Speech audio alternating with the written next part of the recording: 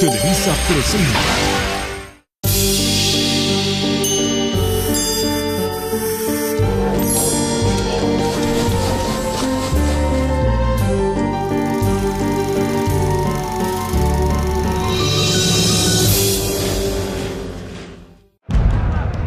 Días después de finalizado el Campeonato del Mundo de 1970, Guillermo Cañedo dijo: debemos reorganizarnos y cambiar la mentalidad del fútbol mexicano. Sus palabras culminaban una etapa de modernización del balompié y señalaba los retos que los dirigentes habrían de enfrentar en las próximas décadas.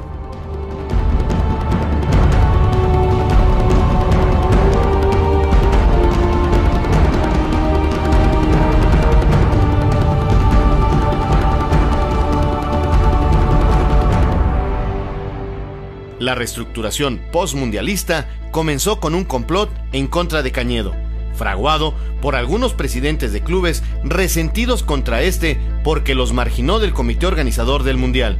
Lo obligaron a renunciar a la presidencia de la Federación Mexicana de Fútbol. Hubo una reunión de todos los presidentes sentidos, porque en la Copa Mundial el señor Cañedo no los había nombrado a ellos con algún puesto directivo. Entonces, todos los directivos apoyaron a Pepe Noriega para que en Jurica se diera el famoso juricazo, como se conoce, que Guillermo Cañedo que quitarlo de la federación, ¿verdad? Pienso yo que fue una junta infausta para el fútbol mexicano, porque ahí se empleó la clásica política no limpia que está en alguna actividad, en este caso el fútbol, y sucedieron los aspectos que todos conocemos, ¿no? Y que obligaron al señor Cañedo a retirarse momentáneamente del fútbol. Los nuevos jerarcas tomaron varias medidas perjudiciales para el balompié. La más grave, quizás, fue cambiar el formato del torneo de liga. Movidos por el afán de ganar más dinero, idearon un campeonato largo y tedioso con una fase final llamada liguilla. Torneo tras torneo, entrenadores y futbolistas se limitaban a especular en busca de los puntos necesarios para calificar a la liguilla. Algunos partidos resultaron verdaderas farsas y los aficionados se alejaron de los estadios. Mientras los federativos hundían en la mediocridad el campeonato de liga, Joaquín Soria Terrazas se afianzaba como presidente de la CONCACAF a costillas del fútbol mexicano. A cambio del apoyo de los países centroamericanos y caribeños a su gestión, accedió a que las eliminatorias mundialistas se realizaran en una sola sede y no a visita recíproca, como hasta el momento se había hecho. Por esa razón, la selección mexicana tuvo que ir a Haití en busca de su boleto para Alemania 74. Por haber accedido los dirigentes mexicanos de que se hiciesen los hexagonales en una sola sede, pues fue regalar la participación de 2 mundiales de México a los centroamericanos, ¿no? A los de CONCACAF. En este caso fue en Haití y el otro fue en Honduras. A su llegada a Haití, la selección mexicana encontró un ambiente sumamente hostil, en buena medida atizado por un reportaje hecho en México en el que se denigraba a los haitianos. El momento que aterrizamos en Haití, lo que me acuerdo es cuando nos bajan y nos suben a un camión, rodearon el camión. No te puedo decir cuán cantidad de personas de color. Y empezaron a moverlo, y tú veías el coraje y el rencor de todas esas personas, y decías, bueno, ¿qué está pasando? Pues tú no sabías. La verdad, yo había estado en partidos, en situaciones difíciles, pero de este tipo así, yo nunca la había vivido. Yo creo que muchos de mis compañeros tampoco.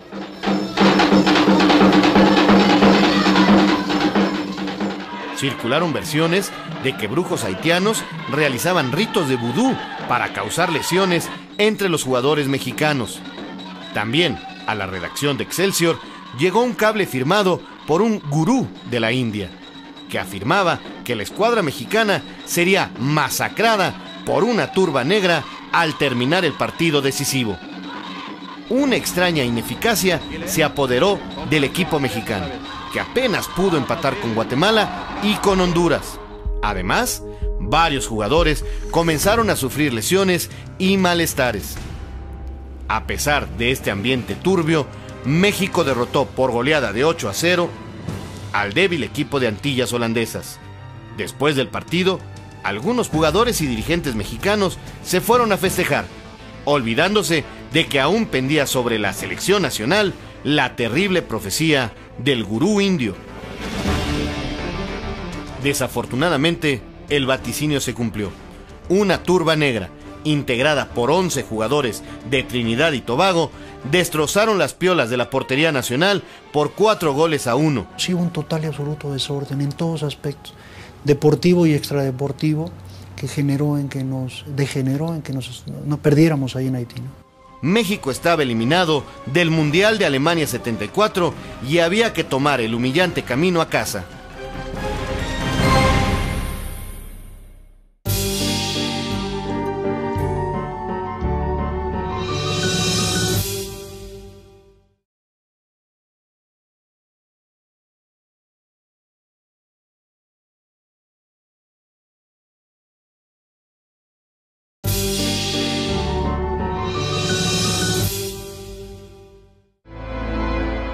La fisonomía del panorama futbolístico nacional se modificó positivamente con el surgimiento de algunos equipos que con otra visión y en poco tiempo lograron consolidarse como instituciones deportivas sólidas. A principios de 1964, el Cruz Azul, que entonces tenía su sede en Jasso, Hidalgo, obtuvo, de una vez y para siempre, el derecho a militar en la llamada División de Honor. Cruz Azul surgió bajo el auspicio de la cooperativa cementera del mismo nombre, encabezada por Guillermo Álvarez, un hombre con filosofía de triunfador que desde siempre pensó en llevar al equipo a los primeros planos del fútbol nacional. Guillermo Álvarez era un personaje, un tipo de los que hay pocos, de esas personas que en su industria, un revolucionario, alguien que evolucionó esa industria, y lo mismo sucedió con él en el fútbol. Él veía las cosas tan adelantadas, él pensaba en un equipo de otra forma, un equipo de verdad. Es decir, yo quiero tener un equipo que gane, un equipo campeón. Apenas 5 años después, el equipo cementero, comandado por una directiva ejemplar, empezó a cosechar títulos ante una creciente legión de incrédulos y admiradores. Y ese año, ya en la temporada 68-69, ahí ya ganamos la Liga, la Copa, el campeón de campeones, ganamos todos los títulos ahí. Al otro año fuimos subcampeones, al otro año fuimos cuarto, y entonces se le mete a don Guillermo irse a México, y a la hora de irse a México dice, tenemos que parar un equipazo. En 1971 negociaron con el magnate Emilio Azcárraga para jugar en el mejor estadio de México, el Azteca, y para que la televisión transmitiera sus juegos sabatinos. Además, el equipo comenzó a reforzarse con jugadores sudamericanos de calidad, como el portero argentino Miguel Marín. Durante 3 años consecutivos, de 71 a 73, el Cruz Azul fue el mejor equipo de México y por la solidez de su fútbol fue bautizado como la Máquina Celeste. La final de la temporada 71-72 la jugó contra el América. Ese partido marcó el inicio de lo que llegaría a ser el clásico capitalino. El Cruz Azul nos derrotó ampliamente, 4-1. Ahí nació una rivalidad, yo siento que es una rivalidad que ha venido creciendo. Esa final realmente nos la ganó Marín. Yo en 10 minutos, 20 minutos de juego, tuve 3 oportunidades de gol, que la sacó él de los ángulos. Entonces realmente esa final nos la ganó el Gato Marín. Después nos hicieron 4 goles, pero fue a consecuencia del primer gol, que fue un error, y nosotros seguimos yendo al frente. Nosotros éramos mucho más equipo que ese Cruz Azul. Nosotros, nuestro equipo en el segundo tiempo era el mejor equipo de México, y en el segundo tiempo barrimos al América. Cuando ganamos el campeonato, el que estaba más convencido de que lo íbamos a ganar era yo. Yo estaba seguro que lo íbamos a ganar, y fácil además.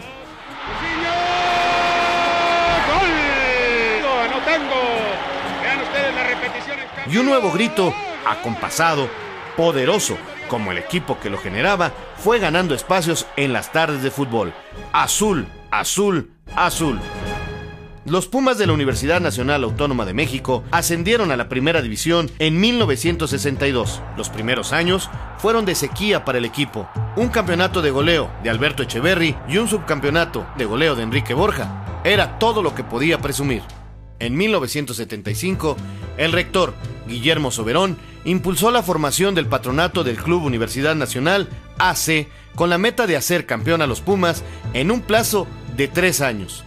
El patronato era encabezado por el ingeniero Guillermo Aguilar Álvarez. Modifican muchas cosas y hay un revulsivo en el club, donde inmediatamente los jugadores lo captamos, lo sentimos, y coincide también con la llegada de jugadores importantes, ¿no? que permiten que Universidad empiece a ser un serio candidato a disputar el título del torneo nacional.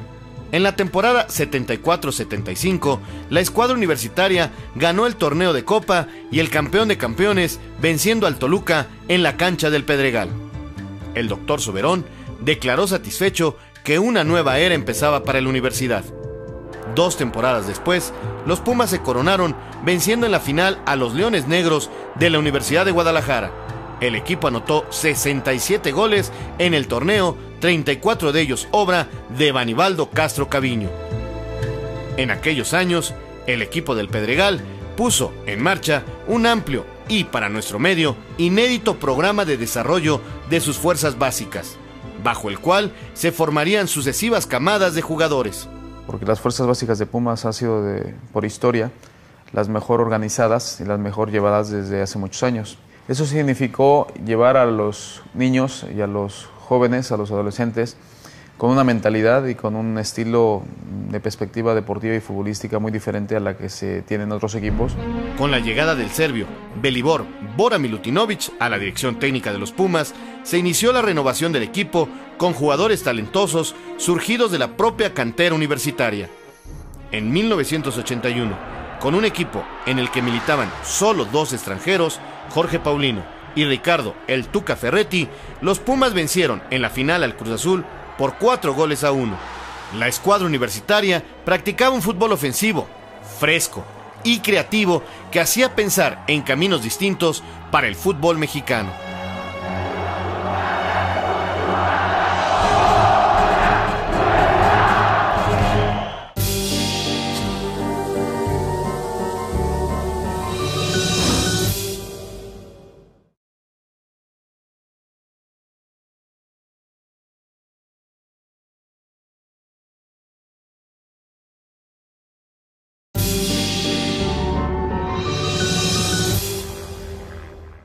Todavía con el resquemor de la eliminatoria mundialista en Haití, los directivos nombraron entrenador nacional a José Antonio Roca, convencidos de que era el hombre idóneo para sepultar aquel fracaso del fútbol mexicano. Roca se empeñó también en romper con el pasado e integró el cuadro tricolor a base de jugadores jóvenes que no hubieran estado en Haití en 1973. El camino rumbo a la Copa del Mundo de Argentina 78 se facilitó gracias a que en esta ocasión la ronda eliminatoria se realizaría en tierras mexicanas. El equipo mexicano aprovechó su condición de local para vengarse de sus irrespetuosos hermanos menores de la CONCACAF. México arrasó sin miramientos a sus rivales y calificó invicto al Mundial. De inmediato, en los medios de comunicación se comenzó a hablar de que teníamos una gran selección, la mejor de muchos años. Los aficionados creyeron que el cuento era verdad y aquel equipo joven y casi sin experiencia internacional comenzó a ser explotado comercialmente por dirigentes y medios de comunicación. El fútbol se había convertido en un gran negocio y todos querían su tajada, especialmente la televisión. En esa selección, en esa preparación empezó a surgir la división o la guerra de las televisoras. Es decir, cuando Canal 13 era, o no sé cómo, era Canal 13 contra Televisa. Entonces unos decían que el equipo era bueno y los otros decían que era malo. El problema se agravó porque los seleccionados también se creyeron grandes estrellas y comenzaron a dividirse a causa de los contratos de publicidad con marcas de artículos deportivos. A Argentina, la selección viajó dividida. Los expertos colocaron a México como el equipo más débil del Grupo 2, por abajo de Alemania, Polonia y Túnez. En respuesta, el entrenador José Antonio Roca aseguró que el equipo mexicano mostraría su real valía en el torneo de Argentina. Y en efecto, así lo hizo. La selección mexicana debutó con una derrota de 3-1 ante Túnez, preludiando el desastre que se avecinaba. Pues fue un primer partido que estaban todas las ilusiones puestas en que íbamos a ganar, porque era el equipo en teoría menos fuerte, pero el marcaje hombre a hombre nos destrozó. O sea, dimos muchas ventajas a los tunecinos, que eran más rápidos, y los desmarques que hicieron sin balón fueron fundamentales para acarrear a los jugadores, sobre todo de defensa, y el jugar hombre a hombre pues nos vino fatal, ¿no? Hasta el grado que no sé si uno de los 3 goles que nos metieron, yo siendo delantero terminé de defensa porque era un marcaje hombre a hombre, ¿no? Hugo Sánchez nunca lo hacía. Había jugadores que lo podían hacer, pero Hugo Sánchez no. O sea que eso es mentira. El partido se complica, el equipo está nervioso, el equipo está miedoso, pero lucha y nos vamos al descanso tirando minutos antes un penalti. O sea, un manejo de partido ideal cuando se tiene el ánimo y la mentalidad y la actitud correcta. Lamentablemente el equipo no la tenía porque se estaba asustado. Los Panzer alemanes la aplastaron por 6-0 y Polonia la despidió también por 3-1. El mundo futbolístico mexicano se llenó de indignación, estupor y dudas. ¿Qué había fallado esta vez? ¿La estrategia? ¿La táctica? ¿La técnica? ¿La condición física? ¿El entrenador? ¿Los jugadores? ¿Los directivos? Por último, lo del Mundial. ¿Usted a qué lo atribuye realmente, ingeniero? Bueno, en mi informe que entregué oportunamente, aclaro muchas situaciones, la mía personal, la opinión mía en lo personal y opiniones que recibí de técnicos muy calificados en el fútbol mundial, y se llega a la conclusión, después de muchos análisis y de pequeños estudios, de que falló la situación anímica. De eso estoy completamente seguro. Sin embargo, nadie pudo dar una respuesta clara a estas interrogantes, y la caída en picada que el fútbol mexicano inició después del Mundial de 1970 se prolongó hasta el premundial de Honduras 1981. ¿Cómo va mentalmente el equipo para este premundial en Honduras? Yo pienso que va bastante bien. Hemos tenido trabajos con el psicólogo que nos han servido bastante. Aparte, tuvimos buenos resultados en la gira que nos dieron confianza y un estado anímico bueno. Ese año, una vez más, México encontró a los países centroamericanos y caribeños dispuestos a recurrir a todo tipo de argucias para hacer tropezar al hermano mayor. Todo es contra México, todo. El arbitraje, en los campos, los entrenamientos, la gente, los chamaquitos en la calle te ven pasar y si traes algo que te identifique por los panzos, todo te insultan, te mientan la madre, te insultan, te dicen de todos los niños, todo mundo está contra ti. La delegación mexicana no supo cómo contrarrestar las condiciones adversas y en la cancha el equipo tricolor se desdibujó y no fue capaz de evitar una nueva eliminación a manos de sus rivales de zona. O sea que llegamos muy bien a la competencia. Jugamos el primer partido contra Cuba y lo goleamos. El equipo jugó por nota. Bueno, pues después de eso no volvimos a jugar bien. Nos ganó Salvador y después con un gol que hubiéramos metido hubiéramos calificado. Bueno, pues no le pudimos meter el gol a Canadá, no le pudimos meter el gol a Honduras y tuvimos oportunidades de hacerlo. Y jugadores así de la talla de Hugo Sánchez y de Tomás Boy, que eran jugadorazos, bueno, pues no le salieron. Y de repente, cuando acabó el partido contra Honduras, que empatamos a 0, nos vimos eliminados.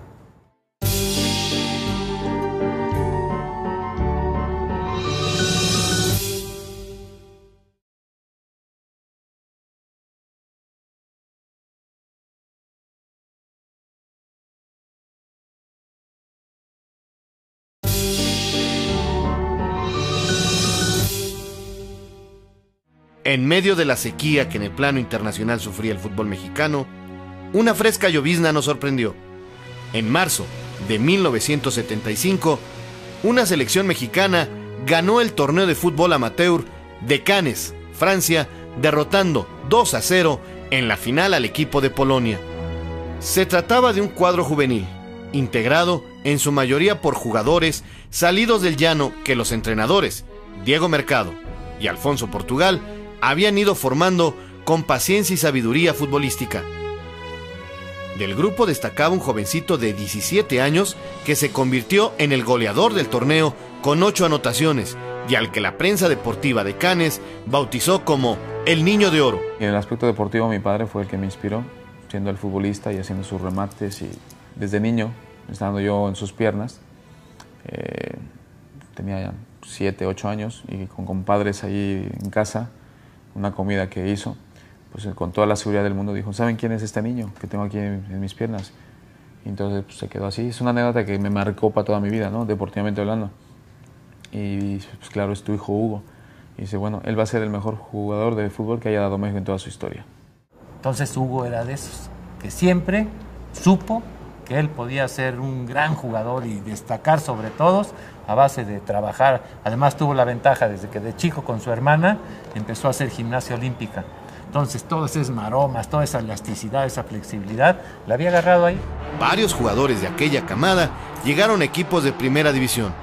Hugo Sánchez firmó con los Pumas de la UNAM y en poco tiempo se convirtió en un ídolo de la afición mexicana. Como jugador extraordinario, un gran rematador, un olfato de gol tremendo, gran definidor, una técnica muy adecuada, una gran mentalidad. Con los Pumas, Hugo fue campeón de goleo, ganó 2 títulos de liga y llegó a la selección nacional. Tales éxitos no fueron suficientes para Hugo, que ambicionaba escalar las más altas cimas del fútbol mundial. Hugo ha tenido sobre todos los demás jugadores, todos los de México, todos contando a todititos, algo que en lo que los ha superado totalmente, en querer ser el mejor jugador de México y en querer ser el mejor jugador del mundo.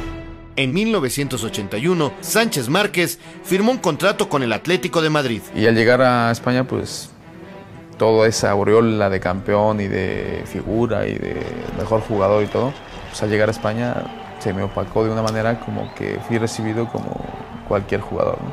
Entonces yo tuve que ganarme el respeto y la admiración tanto de los periodistas como del fútbol español, ¿no? Los 2 primeros años en España fueron difíciles. El equipo no lograba salir de la mediocridad y Hugo no acababa de consolidarse como el goleador que todos esperaban. La prensa lo presionaba. Los seguidores del Atlético le gritaban indio y le pedían que volviera a México. Sin embargo, Hugo demostró temple, pasta de triunfador y nunca bajó los brazos. En la tercera temporada, con el equipo colchonero, ganó su primer título de goleo en España y comenzó a recibir ofertas de los principales clubes españoles e italianos. Es un emperrado, dirían los narradores de asuntos entre gente obstinada. Es un emperrado, es un hombre que no cede terreno ante nadie. Quienes lo abuchaban pidieron que se quedara en el club, pero el ariete firmó con el Real Madrid, después de darse el lujo de rechazar ofrecimientos del Barcelona. Entonces yo le dije a los directivos del Barcelona que si no me compraban ese año, al año siguiente les iba a costar el doble o el triple. Entonces ellos se quedaron así como diciendo, bueno, pues te deseamos toda la suerte del mundo. Y al año siguiente regresó el Barcelona a contratarme y le dije, demasiado tarde, ya estoy en conversaciones con el Real Madrid. Entonces dice, no, pues te pagamos el doble, el triple, 4 veces, el cheque en blanco, creo, ¿no? Ya no es cuestión de cheque ni nada, sino que tuvieron su oportunidad y se les pasó. Durante los años en que Hugo militó en el Real Madrid, se hizo costumbre que el equipo merengue fuera el campeón de liga y el mexicano el líder de goleo. En abril de 1988, el estadio se cubrió de pañuelos blancos que saludaban el gol más espectacular de Hugo.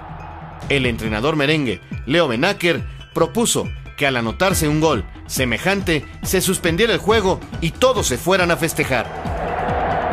En su mejor momento como futbolista, Hugo fue el rey de Europa. Ganó su 5º Pichichi y obtuvo el botín de oro. Es que es el súper bien amado del balompié mexicano. Hugo Sánchez honró a toda la gente que le tiene fe al jugador mexicano y con eso está dicho todo. ¿Qué otra cosa podría desear Hugo Sánchez después de tantos premios y reconocimientos? Sin duda, ganar una Copa del Mundo. Solo que para eso dependía del fútbol mexicano. Un fútbol que lo vio nacer, pero que se mantenía rezagado, lejos de la calidad del gran goleador.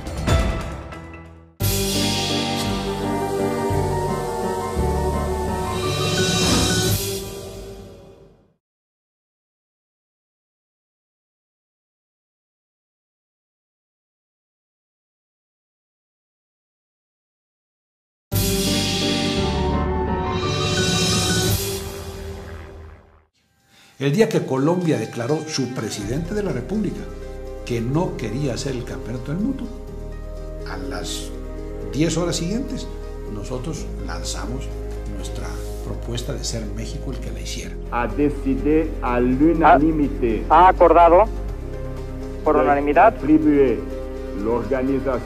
con ser la organización del Mundial 1986 a la Federación Mexicana de Fútbol, México, país organizador del Mundial 1986. Los dirigentes mexicanos nombraron entrenador nacional a Bora Milutinovic, quien armó un cuadro sólido cuya base la integraban jugadores que militaban o habían militado en los Pumas de la universidad. Para la preparación del equipo, se concertaron partidos amistosos y se organizaron torneos triangulares que le permitieron a la escuadra tricolor medirse con las principales potencias futbolísticas del mundo. Los resultados fueron halagüeños. Con la incorporación de Hugo Sánchez, otro exuniversitario, la selección se reportó lista para la Copa. México hizo su debut mundialista frente a Bélgica. Alineados a la mitad de la cancha, los jugadores mexicanos esperaban escuchar el himno nacional, pero el sonido del estadio falló. Entonces, las decenas de miles de aficionados comenzaron a cantar a coro el himno patrio para los 11 hombres que lo representaban en la justa deportiva. Los aficionados dejaban atrás la angustia del terremoto de 1985, la crisis económica y esperaban poder celebrar.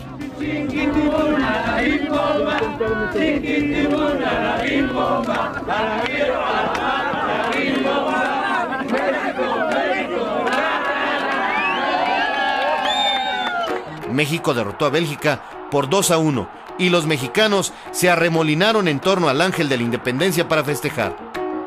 Después, la escuadra nacional empató a 1 con Paraguay y le ganó 1-0 a Irak. La selección calificó en primer lugar de su grupo a la siguiente ronda y la celebración continuó. En octavos de final, los mexicanos se enfrentaron a la selección de Bulgaria.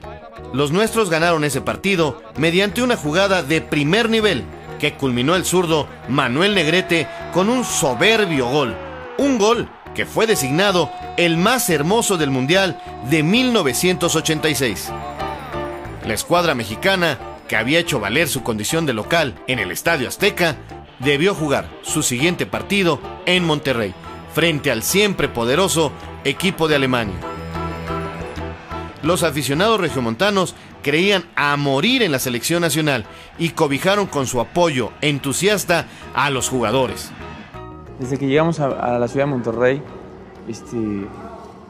el vivir toda esa gran afición, el ver a la gente por todos lados donde nosotros íbamos apoyándonos, el llegar al estadio, el ver un estadio completamente lleno y todos con la firme ilusión o con el deseo de poder ganar ese partido, que para nosotros era muy importante. La confianza de los aficionados no carecía de sustento. Desde Argentina 78 a la fecha, el fútbol mexicano había cambiado. Ahora contaba con jugadores más dotados técnicamente, mejor preparados físicamente y, sobre todo, con mayor temple. Una selección de mucho temperamento, de mucho carácter, con jugadores de mucha presencia. El duelo fue reñido. Las oportunidades de anotar fueron escasas en uno y otro bando, y el 0-0 se mantuvo hasta los tiempos extras. Pero lamentablemente llegó los famosos penaltis.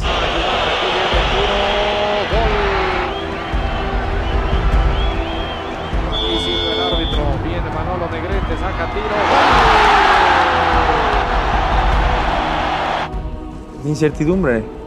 Incertidumbre porque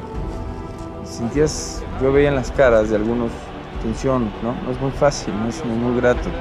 Momentos de gran estrés donde el ejecutor en ese momento no puede sobreponerse.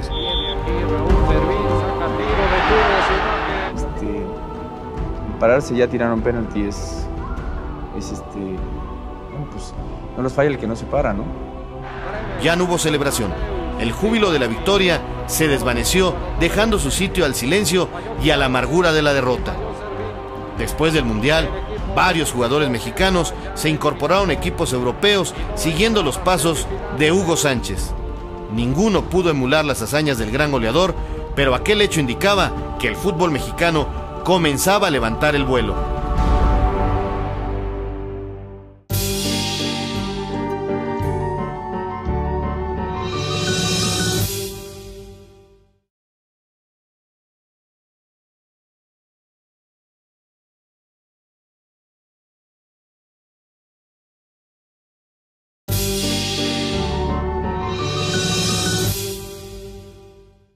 A mediados de 1991, México era favorito para ganar la primera edición de la Copa de Oro de la CONCACAF. Pero el equipo que se coronó fue el de los Estados Unidos. Manuel Apuente, quien había tomado las riendas de la selección con miras al Mundial de 1994, reconoció su rotundo fracaso y renunció. Francisco Ibarra y Emilio Maurer, entonces a la cabeza de la Federación Mexicana de Fútbol, voltearon hacia el exterior en busca del hombre que hiciera del cuadro mexicano un equipo ganador. Semanas después, los dirigentes anunciaron la contratación del argentino César Luis Menotti. Mi objetivo es el de toda la vida, armar un equipo protagonista y meterme dentro de los sentimientos de la gente de México, porque de la única manera que uno puede dirigir una selección es entendiendo que está estrechamente ligado a los sentimientos de un país. El Flaco se puso a trabajar, armó un cuadro e inició una serie de partidos amistosos que incluyeron una gira por Europa. Yo vengo aquí para ser campeón del mundo, no vengo aquí para perder el tiempo. Es un desafío y quiero un equipo con esas aspiraciones. Y para eso necesitamos estar todos convencidos. Menotti, filósofo del fútbol, psicólogo experto en futbolistas, comenzó a producir un cambio profundo, sólido, en los seleccionados. Y yo sé que esto les puede molestar a muchos, sobre todo a los nacionalistas, pero yo estoy convencido de que fue un pincelazo importante la participación corta, pero muy sustancial en ese aspecto mental de Menotti. Él le dio un gran empujón al jugador mexicano en ese sentido. Con Menotti ya se jugaba de tú a tú con cualquier selección y no había temor alguno, al contrario, o sea, salías a disfrutar el juego, salías con una mentalidad ganadora. De la mano del argentino, México alcanzó el liderato de su grupo en la primera ronda eliminatoria rumbo al Mundial de Estados Unidos 94. Sin embargo, la lucha de las televisoras por los derechos a transmitir los partidos de la selección hizo crisis y tanto Ibarra como Maurer dejaron sus cargos. Poco después, en diciembre de 1992, el Flaco renunció y se fue del país. Ese mismo mes, Miguel Mejía Barón tomó la estafeta y comenzó a trabajar con la idea de imponer a la selección nacional el estilo de los Pumas, pero sobre la base dejada por el argentino. Yo tenía mucha confianza que podía hacer rápidamente un equipo competitivo. ¿Por qué? Pues porque tenían toda la escuela Pumas.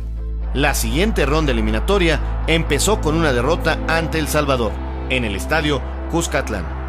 Pero los siguientes partidos los ganó México en forma contundente. En Toronto, en el último encuentro, México derrotó a los canadienses 2-1. Apenas diluida la alegría por la calificación, los seleccionados mexicanos tuvieron que hacer frente a un nuevo reto, la Copa América 93, torneo en el que México participaría por primera vez. Los seleccionados estaban molestos por el recién creado draft de jugadores y amenazaron con no asistir a Ecuador si no se les daba libertad para contratarse con el equipo que quisieran. Los dirigentes le ordenaron a Mejía Barón que formara otro equipo. El entrenador nacional se negó rotundamente, a pesar de que Juan José Leaño, presidente de los Tecos de la Universidad Autónoma de Guadalajara, declaró que Mejía Barón era un empleado y tenía que acatar las órdenes que se le daban. Yo no soy muy acostumbrado a contestar públicamente, pero ese día me di un lujito y mandé un recado diciéndole que yo era director técnico, no títere, que los títeres son más baratos. Unidos por sus desventuras, los seleccionados viajaron a Ecuador como un grupo de amigos. Los mexicanos debutaron con una polémica derrota frente a Colombia, pero frente a Argentina sacaron la casta y comenzaron a mostrar su verdadera estatura futbolística. Y después fue con Bolivia, que se empata, que pienso que fue el peor partido que dimos de esa Copa América, pero a final de cuentas se consiguió el pase a la siguiente ronda. Después de eso viene el partido con Perú, que era un partido importante para poder pasar a semifinales, ¿no? Y se le goleó a Perú 4-2 y ahí ya todo el mundo empezó a hablar de México, ¿no? El jugador va adquiriendo una personalidad distinta y esto es lo que se observa en el jugador mexicano. Hoy creen ellos, no porque se lo dijeron, sino porque lo vieron y lo vivieron, creen que pueden jugar de igual a igual y lo están mostrando con este golazo. Es una obra de arte. Después viene la semifinal con Ecuador, siendo Ecuador el país anfitrión, y se le gana igual, ¿no? Se le gana 2-0 en un partido complicado porque llovió después, en el segundo tiempo cayó un aguacero muy fuerte, pero donde México demostró que seguía siendo superior.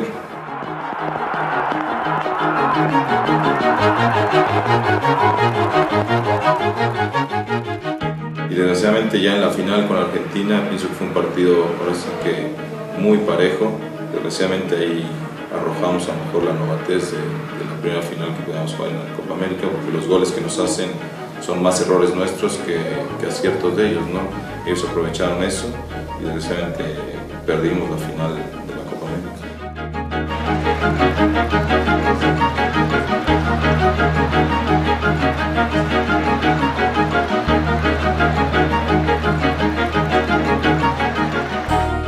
Los aficionados mexicanos reconocieron el valor de sus muchachos y los recibieron como héroes.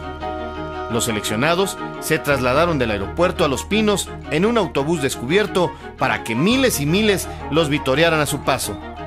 La selección vivía, finalmente, un momento de romance con sus fieles seguidores.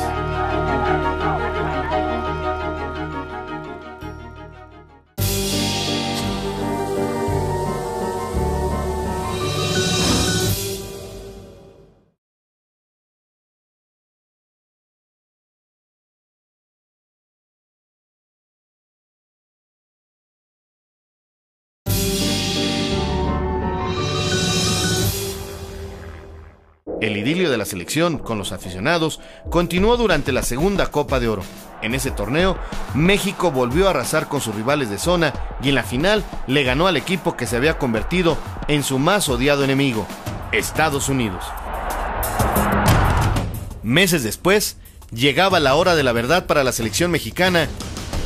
En la primera ronda, México tendría que medirse con rivales europeos, incluidos un tricampeón del mundo. La pregunta era, ¿estábamos ya a su mismo nivel? La incógnita comenzó a despejarse contra Noruega, equipo que trató de ganar con base en su juego aéreo. Con la derrota por 1-0, el fantasma de Argentina 78 y de otros fracasos mundialistas revoloteó de nuevo sobre los aficionados. Pero la sonrisa les volvió al rostro en cuanto la escuadra nacional venció, ya sin Hugo Sánchez, a la selección irlandesa con 2 bellos goles de Luis García. En el siguiente partido, los mexicanos se vieron en desventaja frente a Italia, apenas iniciado el segundo tiempo, pero tuvieron agallas para venir de atrás. Con ese empate a 1, el equipo tricolor pasó a la siguiente ronda en primer lugar. Se podía decir que México estaba a la altura de los más fuertes en ese momento. Bulgaria y su estrella, Hristo Stoichkov, fueron el siguiente rival de México. En ese encuentro tuvo lugar un drama dentro de la cancha y otro más se desarrolló fuera de ella. Bulgaria se puso rápidamente en ventaja con un disparo impresionante del temperamental Stoichkov. La fortuna pareció inclinarse hacia los europeos, pero el duelo se equilibró con un penalti que le cometieron a Sage y que García Aspe cobró con potencia. En el segundo tiempo, la suerte coqueteó con México. El árbitro expulsó al defensa Kremeliev y los cuartos de final parecían en la mano. Sin embargo, la expulsión de Luis García volvió a nivelar la balanza. El calor y el esfuerzo físico desgastaron más a los búlgaros, que utilizaron las energías que les restaban en defender su portería. En el bando contrario, las cosas no iban mejor. Los débiles ataques mexicanos se diluían una y otra vez en el área rival.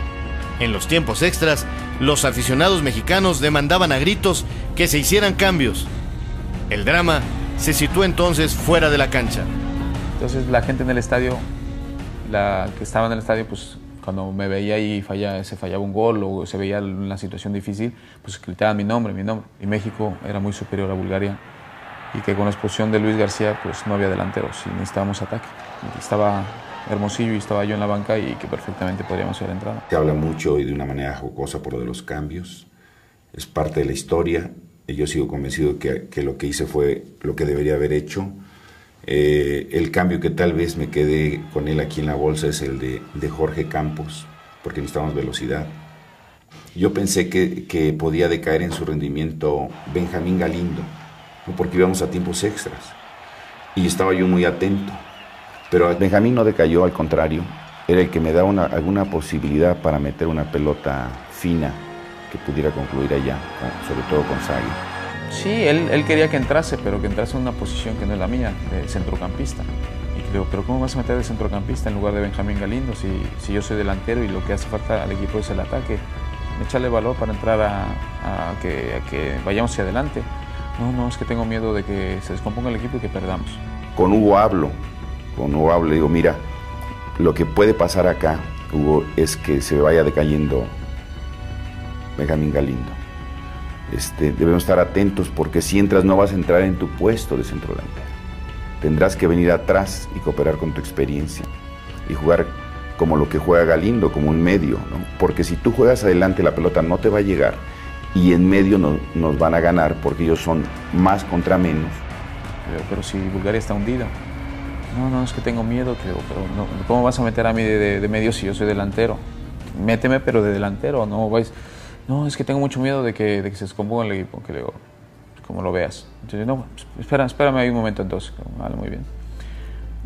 Y después ya ni los penaltis, ¿no? Y en la serie de penales estamos seguros, igual que íbamos a ganar, o sea, no tenía por qué haber esa mentalidad. Precisamente en México ya se ha hecho un fantasma o algo de que siempre que México va a los penales va a perder, y eso obviamente afecta a final de cuentas. Tenía mucha confianza, tenía a Bernal, a Claudio Suárez, que son grandes tiradores de penalti, Alberto García Aspe, tenía a Jorge Rodríguez, que él en su vida profesional nunca había errado un penalti. O sea, yo no tenía por qué dudar de la capacidad de los jugadores que yo había visto. El desenlace del drama ocurrió dentro de la cancha, en el área penal.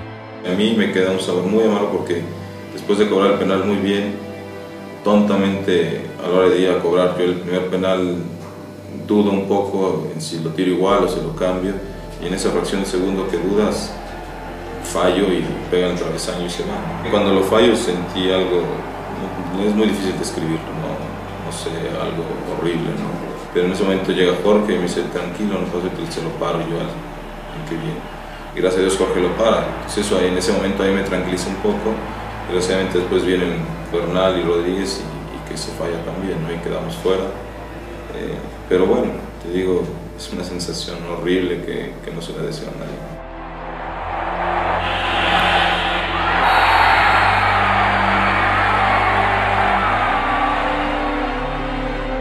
Una vez más, los tiros penales dejaron un amargo sabor de boca.